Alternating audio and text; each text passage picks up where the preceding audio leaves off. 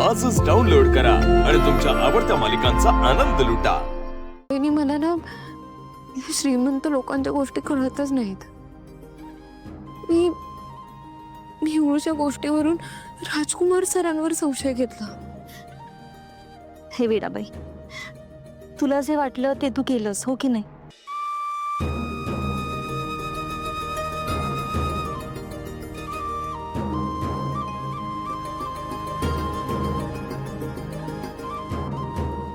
सावली,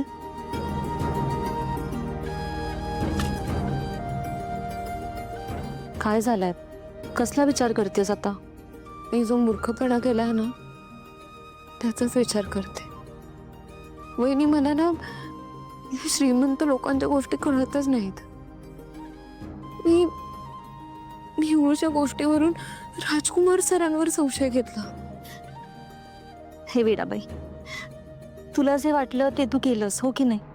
खरं तर तू सांगितल्यानंतर मला धक्काच बसला होता, पण नंतर यांनी सांगितल्यानंतर पूर्णपणे माझा गैरसमज दूर झाला। आणि मला सांग, तुला वाटलं म्हणून तू मला येऊन सांगितलंस ना? हो, तुम्ही उगाच संशय निर्माण केला ना वहिनी। हीच वेडी आहे। मला सांगू, मला गावाकडच्या खूप साध्या संस्कारात वाढले, त्यामुळे या शहरातल्या गोष्टी नाही कळत मला। इथल्या लोकांचं बोलणं, वागणं हे सगळं कळण्याच्या पलीकडचं आहे वहिनी। आणि तुम्हाला सांगू, मी ना सारंग सरांना कधीच असं कोणाला मिठी मारताना नाही बघितलंय, पण मला आता कळतंय की श्रीमंत लोकांमध्ये असं कोणालाही गिफ्ट देणं किंवा हातात हात घेणं हे सगळं चालतं।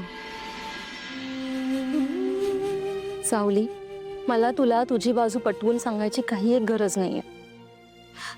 तुला जे वाटलं ते तू केलंस, हो की नाही?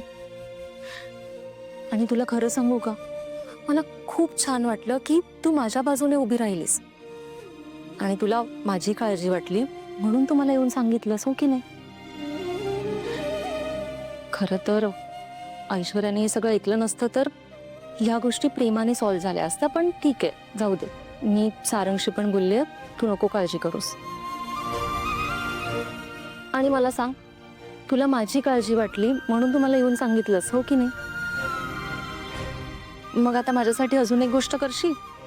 हो वहिनी, मी तुमच्यासाठी काहीही करायला तयार आहे। नक्की ना? नाही म्हणायचं नाही, सावली। वहिनी, बोला तुम्ही। एक गोड स्माइल कर ना माझ्यासाठी, प्लीज कर ना, कर ना।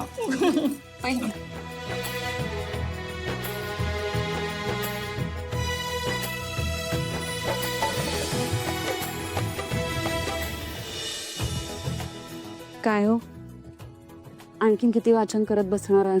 डोळे दुखतील आता, बास करा। अगं शेवटची 2 पानं बस।